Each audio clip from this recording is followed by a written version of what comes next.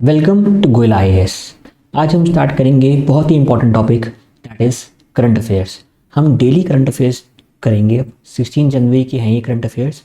तो आपने देखो, एक ही चीज़ ध्यान रखनी है कि आपने फोकस तैयारी करनी है।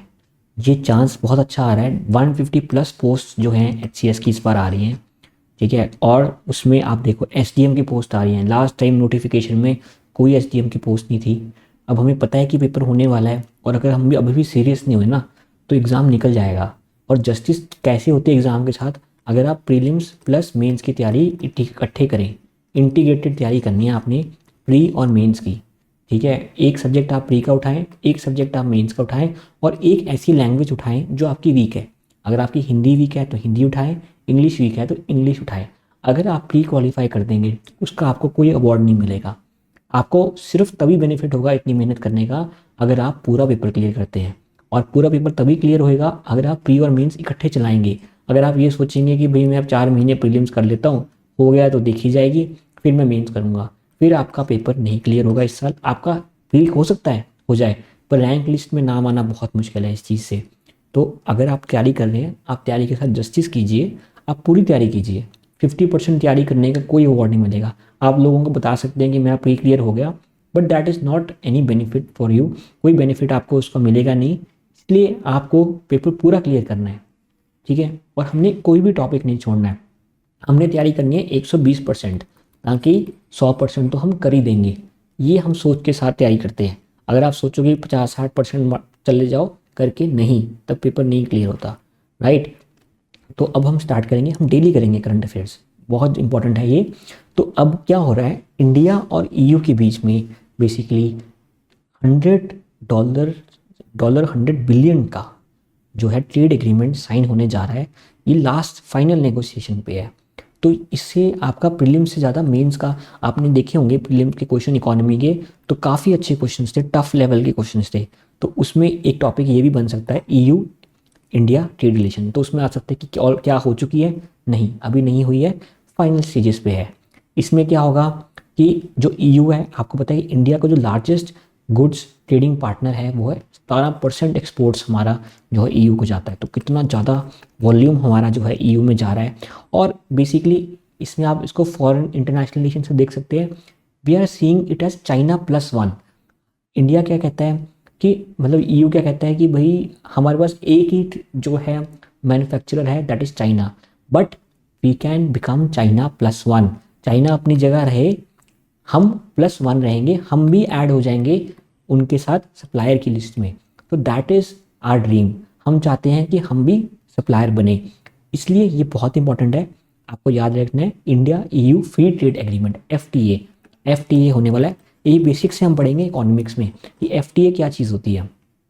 इसके बाद चैलेंज क्या आ रहा है, कार्बन बॉर्डर एडजस्टमेंट मैकेनिज्म। ये क्या होता है भाई, सीबीएम बेसिकली सिंपल चीज़ है। ये क्या होता है कि जैसे मान लो आपका स्टील है या आपका कंक्रीट है, कुछ ऐसे एलिमेंट्स होते हैं जिनमें से कार्बन जो है बहुत ज़्यादा निकलता है, ठीक है। तो उस कार्बन एमिशन के अंदर ये डील करता है, क्या करता है, कार्बन बॉर्डर एडजस्टमेंट। तो उसकी कॉस्टिंग कैसे रहेगी, तो उसके अंदर ये ईयू ने इंट्रोड्यूस किया था। तो ये आपको याद रखना है, कार्बन बॉर्डर एडजस्टमेंट मैकेनिज्म। और डेटा प्रोटेक्शन, आपको पता है वहाँ पे ग्रैब लगा हुआ है, तो वहाँ पे बेसिकली डेटा प्रोटेक्शन से रिलेटेड बहुत ज़्यादा इश्यूज़ रहते हैं ईयू में। तो उससे रिलेटेड आपको ये भी अभी सहमति नहीं बन पाई है। तो इन 3 पॉइंट्स थे। प्रीलिम्स के पॉइंट ऑफ व्यू से इसकी कम चांस है, मेंस के अंदर 100% ये क्वेश्चन आ सकता है, तो इसको आप याद रखेंगे। ये प्रीलिम्स के लिए इंपॉर्टेंट टॉपिक है, आप नोट करें इसको। एक्सपोर्ट प्रिपेयर्डनेस इंडेक्स ईपीआई 2024, ये किसने निकाला है, नीति आयोग ने निकाला है। कॉमर्स, क्या मिनिस्ट्री ऑफ कॉमर्स ने निकाला है। अगर आप सिंपल ये पढ़ते तो आपके मन में आ सकता है कि export preparedness index has been released by ministry of commerce and industry. नहीं जी, ये निकाला है नीति आयोग ने। और इसके अंदर मोटा मोटा अपने याद रखना है 4 पिलर हैं, policy, business ecosystem, export infrastructure और एक्सपोर्ट परफॉर्मेंस। तो इसमें 4 पिलर आते हैं। प्लस महाराष्ट्र जो है इसने टॉप किया है, तमिलनाडु, गुजरात। तो टॉप स्टेट में हरियाणा नहीं है। आपके मन में आ सकता है कि हरियाणा है, नहीं। एक्सपोर्ट प्रिपरेशनल इंडेक्स में जो नीति आयोग ने तैयार किया है उसमें महाराष्ट्र जो है नंबर 1 पे आया है। तो ये आपको याद रखना है। और उत्तराखंड जो है वो हिल स्टेट्स के अंदर नंबर 1 पे आया है। तो ये बेसिकली क्या काम करेगा, इसका काम है कि एक्सपोर्ट के अंदर जो हमारा गैप है, इंडिया से जो माल हम बाहर भेज रहे हैं, देखो वो भी हमने देखा, हम बेसिकली अगर एक्सपोर्ट अच्छा बनेंगे, हम एक मैन्युफैक्चरिंग हब अच्छा बनेंगे, तो that will increase the GDP of the country, that will help in the growth of development of the country. तो इसलिए हम चाहते हैं कि ये चीज़ करें, तो इसलिए हमने ये इंडेक्स बनाया है ताकि स्टेट्स मोटिवेट हो। अब जैसे स्वच्छ भारत सर्वेक्षण आए तो उससे स्टेट्स मोटिवेट होती है, जैसे इंदौर उसमें रैंक 1 आता है हमेशा, तो स्टेट्स मोटिवेट करने का तरीका है ये, ताकि स्टेट्स मोटिवेट हो और इंसेंटिवाइज हो काम करने के लिए। इफ़ यू रैंक समवन, अगर आप हम रैंकिंग कर पा रहे हैं तो एक मोटिवेशन का फैक्टर होता है ये, राइट। नेक्स्ट है असोला भट्टी वाइल्ड लाइफ सेंचुरी, तो ये वेरी इंपॉर्टेंट है एग्जाम के लिए। ये कहाँ पे लोकेटेड है? ये गुरुग्राम और फरीदाबाद के बीच में लोकेटेड है। नॉर्दर्न अरावली लेपर्ड कॉरिडोर भी यहाँ इसको कहते हैं, तो आपको याद रखना है ये असोला भट्टी वाइल्ड लाइफ सेंचुरी कहाँ पे, तीनों दिल्ली और हरियाणा के बीच में लोकेटेड है। ये थोड़ा सा पार्ट दिल्ली के अंदर भी लगता है, तो इसलिए ये इंपॉर्टेंट एग्जाम के पॉइंट ऑफ व्यू से। ये कहाँ पे लोकेटेड है? सदर्न दिल्ली, दिल्ली ये देखो आप देख रहे हैं सदर्न दिल्ली में, ठीक है, और दिल्ली और गुड़गांव के बीच में यहाँ पे लोकेटेड है। यहाँ पे क्या हुआ है, करंट में न्यूज़ क्यों आई है? ये न्यूज़ आई है इसलिए क्योंकि 6500 मंकीज़ जो हैं वो रेस्क्यू किए गए हैं और यहाँ पे सेंचुरी में रीलोकेट किए गए हैं, तो न्यूज़ में था इसलिए इंपॉर्टेंट है।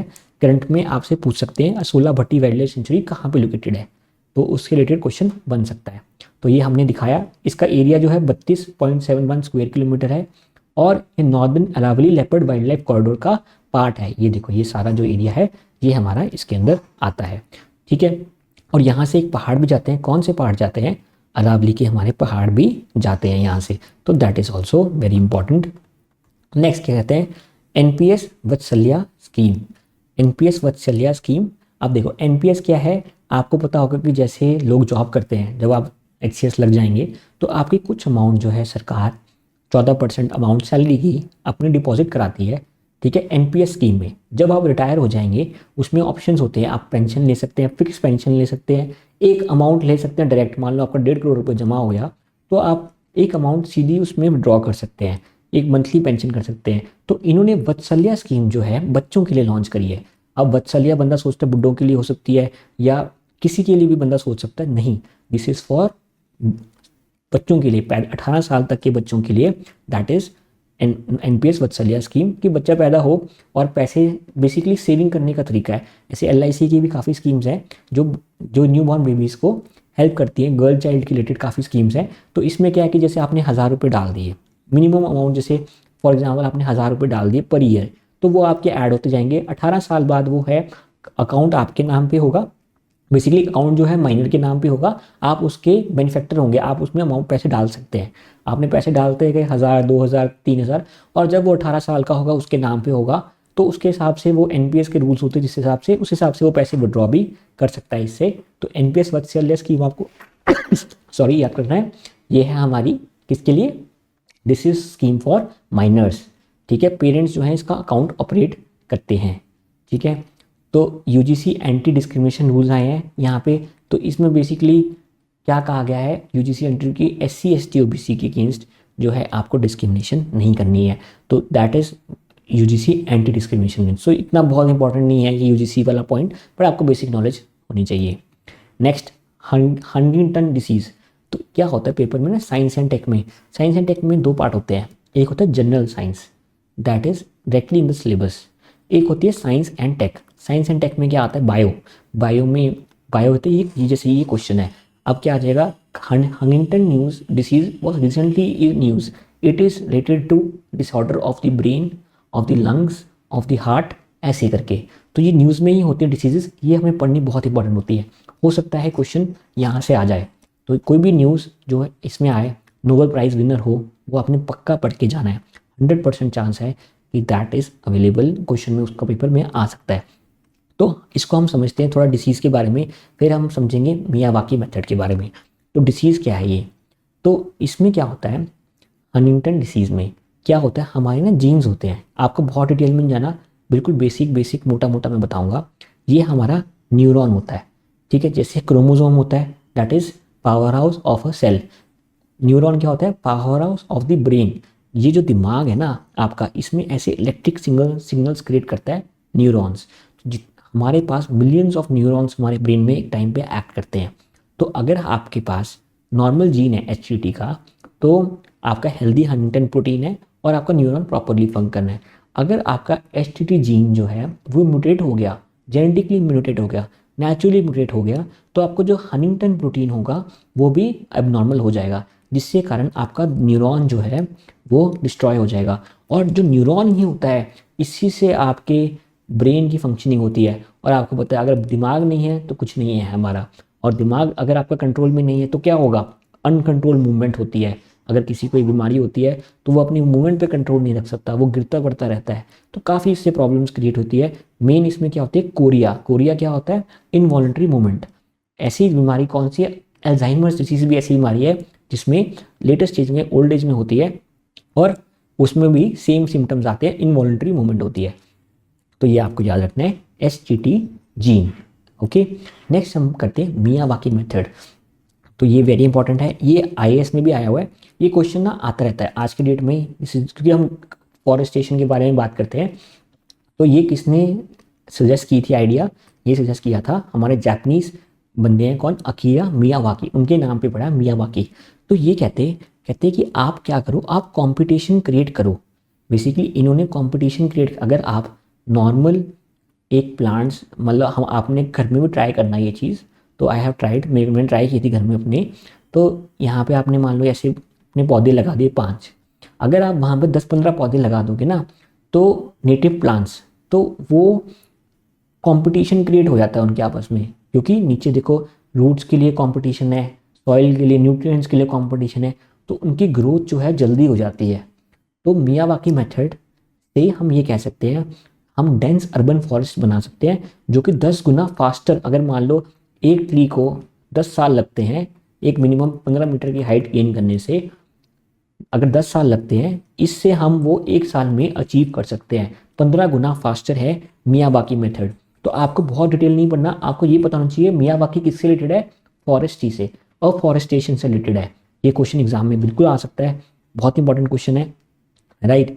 तो अगर हम आगे चलते हैं, तो इंडियाज बायो इकॉनमी, तो अब क्या है हमारा टारगेट, क्या है, टारगेट है 300 बिलियन हमें बायो इकॉनमी में बनाना है। इंडिया का होता है, India is the pharmacy of the world, सारी दुनिया की दवाइयाँ कहीं ना कहीं इंडिया से लिंक होती हैं। आपने देखा होगा कोविड के अंदर हमने सारे वर्ल्ड में दवाइयाँ फैलाई थी, हमारी वैक्सीन USA से ज़्यादा वैक्सीन हमने बांटी है, फ्री में भी बांटी है, अफ्रीकन कंट्रीज़ में फ्री में बांटी है। तो वो क्यों बांट पाए हम, क्योंकि we are the pharmacy of the world. तो एक इसमें होता है एक्टिव फार्मास्यूटिकल इंग्रेडिएंट, क्या होता है, API, वो हम चाइना से इंपोर्ट करते हैं मैक्सिमम, और यहाँ पे हम उसको फिर हम बांटते हैं, मतलब उससे हम मैन्युफैक्चरिंग करते हैं अपनी इसकी मेडिसिन की, और हम डिस्ट्रीब्यूट करते हैं अराउंड द वर्ल्ड, ठीक है। तो हमारा टारगेट क्या, $300 बिलियन की हमने बनानी है, अभी 150 बिलियन 2024 में, तो हमें डबल करना है 6 साल के अंदर हमें अपने आप को, ठीक है। तो नेक्स्ट ये हो गया, नेक्स्ट न्यूज़ हम करते हैं, हम जल्दी जल्दी टॉपिक्स करा करेंगे क्योंकि टॉपिक्स काफ़ी होते हैं करंट अफेयर्स के, आपने नोट करते रहना है, ठीक है। तो नेक्स्ट हमारा क्या है, घड़ियाल। घड़ियाल क्यों कहते हैं इसको, घड़ियाल यहाँ पे इसके जो है एक पॉट सी शेप होती है, इसलिए इसको हम कहते हैं घड़ियाल।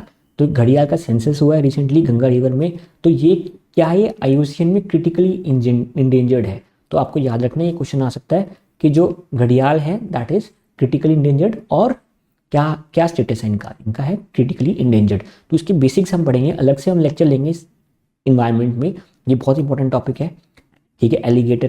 एलिगेटर घड़ियाल क्या चीज़ होती है, फ़र्क होता है इनमें सब में, ठीक है। तो क्या फ़र्क होता है ये हम डिटेल में पढ़ेंगे। नेक्स्ट हम पढ़ते हैं हेनली पासपोर्ट इंडेक्स। तो इंडिया का रैंक क्या है, 80th। सिंगापुर ने टॉप किया है, ठीक है। हम ये सारे इंडेक्सेस को अलग से भी, हम जब एग्ज़ाम की डेट आ जाएगी तो we will have a lecture जिसमें सिर्फ हम इंडेक्सेस को पढ़ेंगे। ये एग्ज़ाम में एक कुछ क्वेश्चन ऐसे होते हैं जो शॉर्ट आपके सिलेक्शन लेके आते हैं, ये आपको पता है कि क्वेश्चन आना ही आना है। एक क्वेश्चन इसके आने की प्रोबेबिलिटी 99% है कि एक क्वेश्चन इसमें से आ सकता है इंडेक्स में से। तो आप क्या करो, सिर्फ एक पेज लो, उसमें सारे इंडेक्स लिख लो, इंडिया का रैंक लिख लो, और उसको कौन लॉन्च करता है ये लिख लो, आपका ये क्वेश्चन तैयार है पेपर के लिए। तो इंडिया का रैंक 80th आया है, सिंगापुर टॉप पे है, तो जापान भी टॉप पे रहता है, अब इस बार सिंगापुर आया है। तो क्वेश्चन ऐसे बन सकता है कि Japan is top of the Henley passport index, तो आंसर इज सिंगापुर, नो। अब हम कुछ प्रैक्टिस करते हैं जो हमने पढ़े हैं। अब आप वीडियो को पॉज करें, आप खुद ट्राई करें क्वेश्चंस। देखो, आप देखो अभी मैंने आपको पढ़ाया है, मैं देखना चाहता हूँ कि आपको क्या समझ आया है मेरी बातों से। देखो मैंने दिमाग लगा दिया आपको पढ़ाने में, अब आप क्या दिमाग लगा पाते हैं बात वो आती है। तो सबसे पहले है एक्सपोर्ट प्रिपेयर्डनेस इंडेक्स 2024। तो इसके बारे में देखो, मिनिस्ट्री ऑफ कॉमर्स इंडस्ट्री करती है, हाँ या ना, हाँ या ना, नहीं, नीति आयोग करती है। मैंने अभी तो बताया था आपको कि इसकी स्टेटमेंट गलत हो गई। देखो देखने में ठीक लगती है, बंदा सोचता है एक्सपोर्ट प्रिपेयर्डनेस है तो मिनिस्ट्री ऑफ कॉमर्स करती होगी, नहीं, ये करती है NITI Aayog. It assesses states based on pillars including business ecosystem and export performance. ये स्टेटमेंट ठीक है, मैंने आपको बताया 4 पिलर्स हैं, वो आपको याद रखने हैं। महाराष्ट्र नंबर 1 पे आई है, ये भी मैंने आपको बताया था, और उत्तराखंड हिल स्टेट्स में नंबर 1 पे आई है। नेक्स्ट, असोला भट्टी वाइल्ड लाइफ सेंचुरी। देखो अगर ऐसे आपको पूछा तो करना बड़ा मुश्किल है कि दिल्ली हरियाणा में, पंजाब हिमाचल में है, तो इसका आंसर क्या है, दिल्ली और हरियाणा में। फ्रीक्वेंटली ऐसे ही क्वेश्चन आएगा पेपर में, जो हमने क्वेश्चन बनाए हैं ना, बहुत सोच समझ के टाइम लगा के बनाए हैं, तो बिल्कुल ऐसे ही क्वेश्चन आपको एग्जाम में आपको देखने को मिलेगा।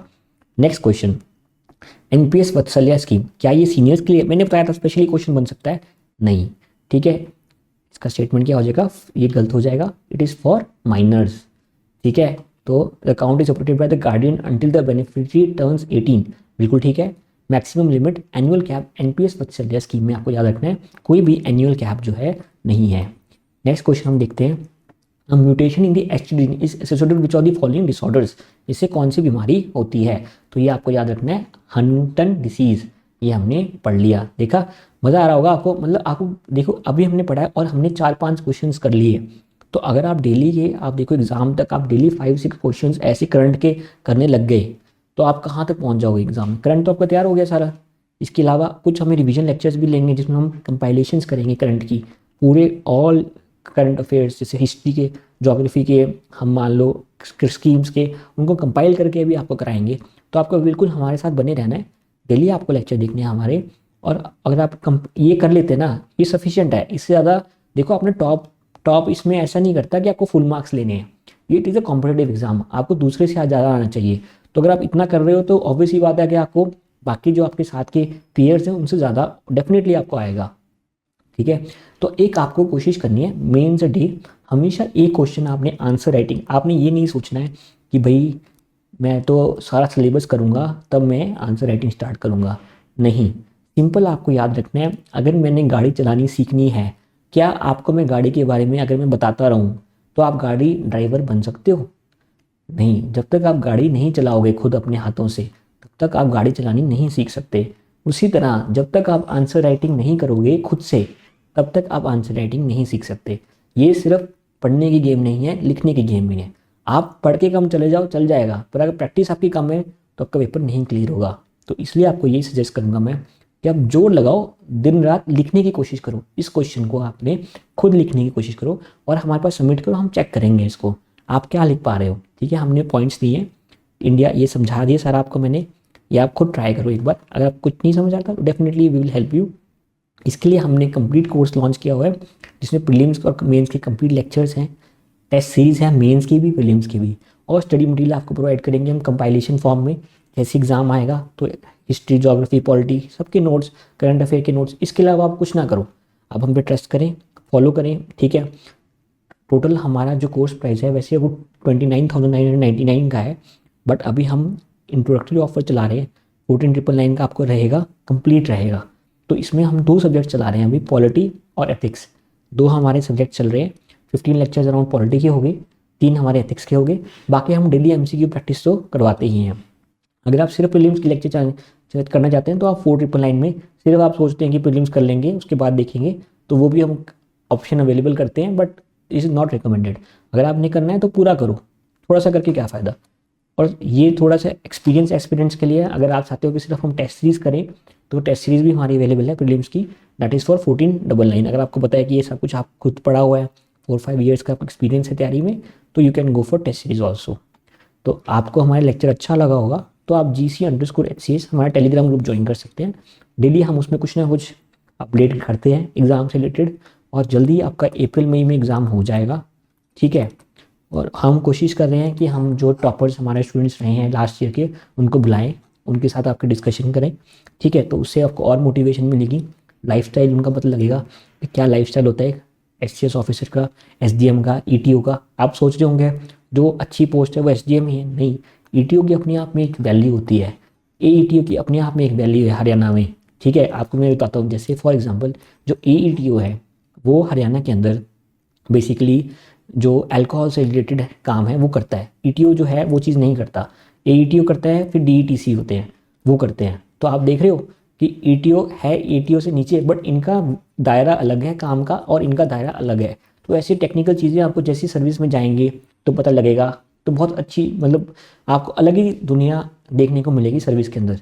तो होप आप सिलेक्ट हों। देखो हमारा एक ही पर्पस है कि हर एक बच्चा हमारा जो हमसे पढ़ के जाए वो सर्विस में रहे, सर्विस में जाए। सिंपल सी बात है। हमने आपका टाइम नहीं वेस्ट कराना, ना हमारे पास तक खुद टाइम है इतना वेस्ट करने के लिए। सिर्फ हमने एक ही फोकस है कि आपको पेपर क्लियर कराना है हमने, दैट इज़ ऑल। ठीक है, तो इसलिए आप कोशिश करते रहें। अगर आप एफर्ट करेंगे डेफिनेटली होगा। इट इज़ नॉट टफ, ठीक है, it is only about consistency. आप लगातार मेहनत कर सकते हैं कि नहीं। अगर आप लगातार मेहनत नहीं कर सकते तो the exam is not for you. आप कुछ और करें, लाइफ में बहुत कुछ है करने के लिए, राइट। और आप सोच रहे होंगे कि और कोर्स कर लें।